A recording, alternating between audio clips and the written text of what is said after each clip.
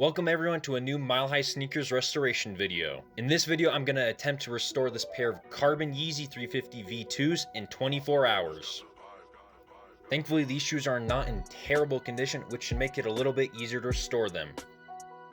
One of the major issues with these shoes is that the outsoles are heavily oxidized. And not only is it the outsoles that are oxidized, the boost on the outsoles has also been oxidized. Oddly enough, on this pair of shoes, the right shoe is in much better condition as the outsole in the boost is not as oxidized as the left shoe. While it's not visible on camera, there is quite a bit of dirt on the upper and the midsoles of both shoes.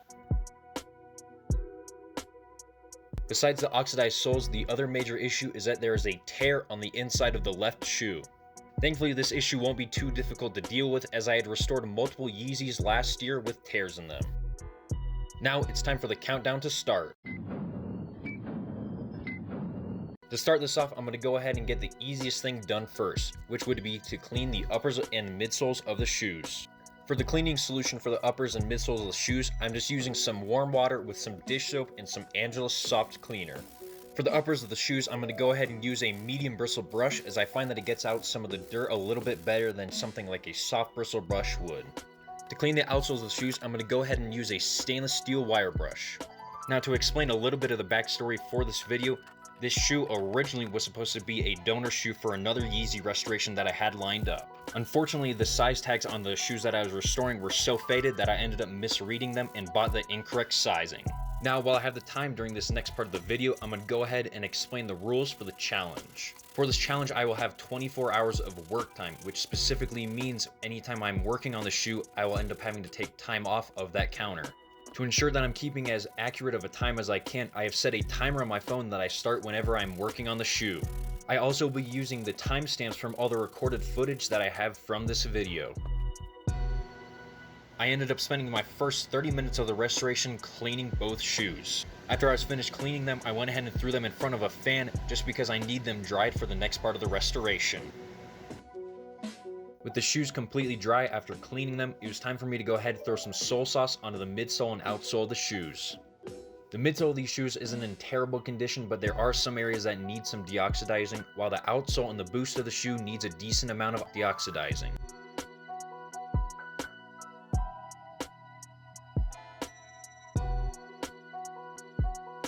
For these shoes, I ended up spending 12 minutes on getting the shoes prepared to go into the light box. For this restoration specifically, I ended up putting most of the 24 hours into this first session of deoxidizing. I ended up leaving the shoes in overnight and ended up letting the shoes be in there for 16 continuous hours.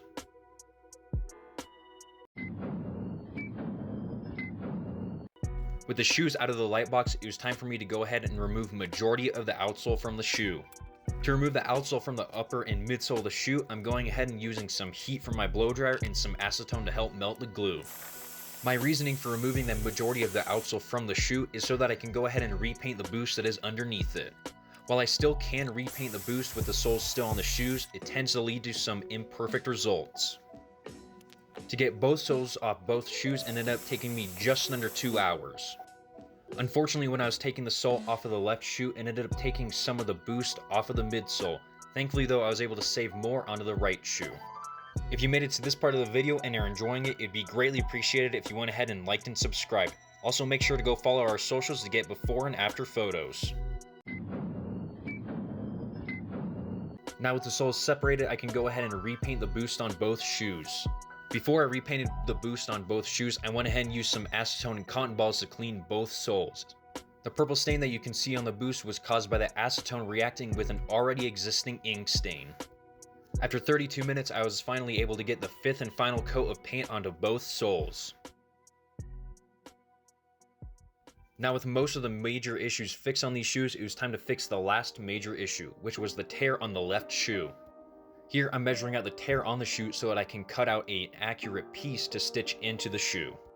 Just like all the other Yeezys that I've restored the uppers on, I'm going to go ahead and use this suede fabric. My reasoning for using suede fabric instead of something like a leather or some other stitch fix that I could use is just because this stuff ends up keeping the comfort of the Yeezy that it has originally, but also when I go ahead and glue it down, the strength will be added. Since I hadn't glued the outsole back down to the midsole of the shoe, I went ahead and put a clamp on the front of it. Just like the other Yeezys that I've stitched the uppers, I end up feeding the suede patch into the inside of the shoe, but leave the majority of it on the outside of the shoe so that it's a little bit easier for me to stitch.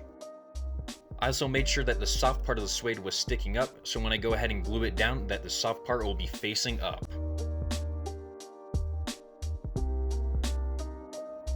Thankfully, this stitching went really quick and it only took me 34 minutes. With only a few hours remaining, I'm going to go ahead and throw the shoes back into the light box for another 4 hours, just because there's a little bit of oxidization that I'd want removed.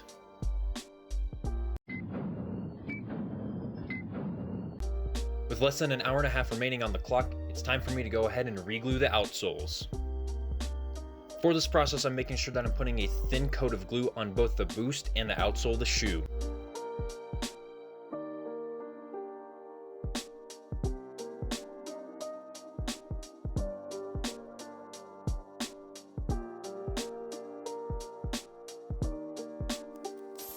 After letting the glue cure for a little while, I'm going to go ahead and get the soles fitted into place. After that, I'm going to use my blow dryer to heat up the glue to get them finally bonded together. After I bond the soles together and heat them up, I'm going to go ahead and do a quick post heat to make sure that the entire sole got a good amount of heat all around it.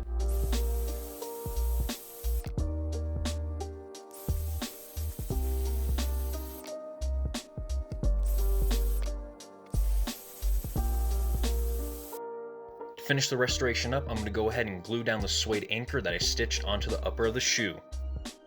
For this, I'll end up putting a thin coat of glue onto the suede patch outside of the shoe. After that cures a little bit, I'll go ahead and feed it inside the shoe and then press it down so that it will fit perfectly.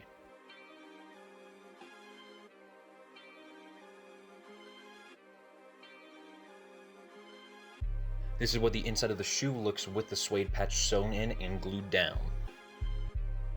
And here on the outside of the shoe, it barely looks like there was any fix at all.